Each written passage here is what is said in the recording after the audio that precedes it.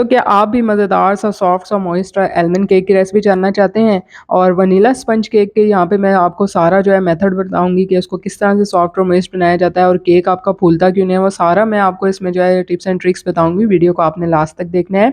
अस्सलाम वालेकुम, welcome to my YouTube channel kitchen with Zaim. तो यहाँ पे जो है इसके लिए अज़्ज़ा जाएँगे केक के लिए, वो पहले हम देख लेते हैं। और यहाँ पे ना तो मैं इलेक्ट्रिक बीटर का यूज़ कर रही हूँ, ना ही ओवन का यूज़ कर रही हूँ। तो जिन लोगों के पास ये दोनों चीज़ें नहीं हैं, वो इस रेसिपी को जो है बिला झिझक जो है वो बना सकते हैं। यहाँ पे 2 अदद एग्स लिए थे रूम टेम्परेचर पे और हाफ कप मिल्क लिया है, 3/4 कप शुगर लिया है, 2 टेबलस्पून बटर लिया है, 1 कप मैदा था जिसमें 1 टीस्पून बेकिंग पाउडर और पिंच ऑफ सॉल्ट डाल के अच्छे से इसको मैंने छान लिया था। और साथ ही हमने जो है 1/4 कप यहाँ पे कुकिंग ऑयल लिया है। तो बहुत ही सिंपल सा इंग्रेडिएंट है और आप इसको आसानी से बना सकते हैं। वनीला एसेंस भी हमें चाहिए होगा। आप बेकिंग के लिए जब भी एग्स यूज़ करें तो उसको जो है आपने रूम टेम्परेचर पे यूज़ करना है। ये मिस्टेक आपने कभी भी नहीं करनी कि आपने फ्रिज से निकाल के बेकिंग के लिए जो है वो एग्स को यूज़ करें। अब यहाँ पे मैंने ब्लेंडर में जो है सबसे पहले एग्स डाल दिए थे और उसके बाद मैंने इसमें चीनी डाल दी थी। साथ ही मैंने इसमें कुकिंग ऑयल भी ऐड कर दिया था। तो ब्लेंडर में आपने ये तीनों चीज़ें डाल के ना इसको 1 से 2 मिनट के लिए हाई स्पीड पे अच्छे से ब्लेंड कर लेना है। बिल्कुल इसका जो है स्मूथ सा जो है वो टेक्सचर आ जाता है। तो अगर आपके पास इलेक्ट्रिक बीटर नहीं है तो परेशान होने की ज़रूरत नहीं है। आप इसको अच्छे से ब्लेंडर में डाल के मिक्स कर सकते हैं।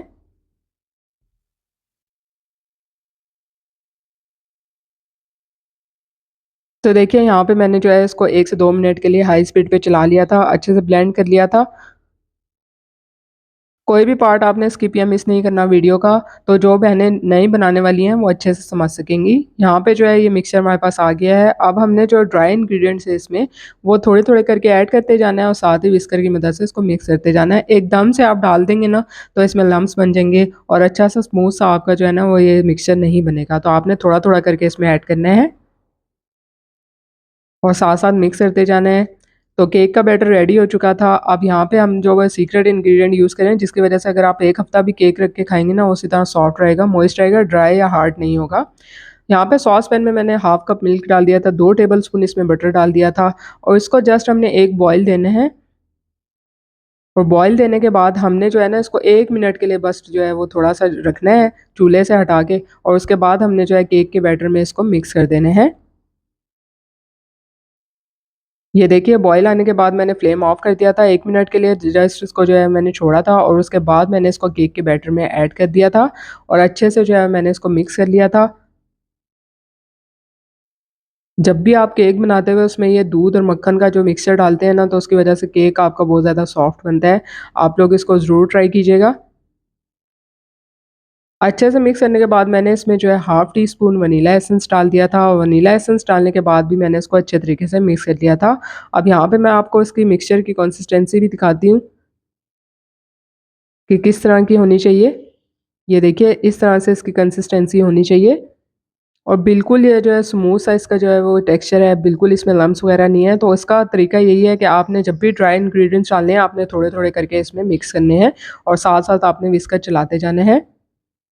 यहाँ पे मैंने इसमें वनीला एसेंस भी ऐड कर दिया है। अब मैं इसको पतीले में बेक कर रही हूँ, तो मैंने स्टैंड रख के 15 मिनट्स के लिए मीडियम फ्लेम पर इसको प्री हीट कर लेना है पहले तो कवर करके।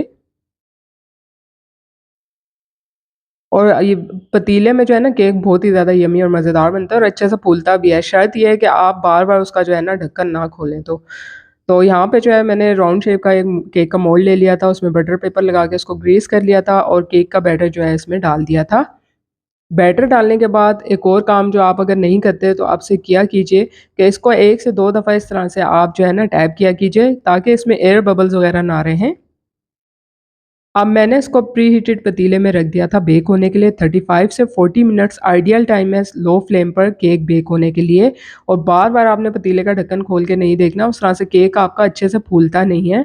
तो जब आपको ये शिकायत रहती है ना तो उसकी यही वजह होती है, चाहे आप ओवन में बना रहे हो, चाहे आप पतीले में बना रहे हो, तो बार-बार आपने इसको नहीं खोलना।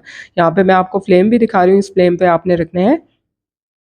तो जब तक केक बेक हो रहा है हम इसकी ग्लेज़ रेडी कर लेते हैं। उसके लिए मैंने 2 से 3 टेबलस्पून यहाँ पे मिक्स फ्रूट जैम लिया था। आप कोई सा भी सिंपल जो है जैम ले सकते हैं, पाइनएप्पल, एप्पल, मैंगो जो आपको पसंद हो फ्लेवर और साथ ही मैंने इसमें 2 से 3 टेबलस्पून पानी डाल के इसको जस्ट 1 से 2 उबाल दे दिए थे।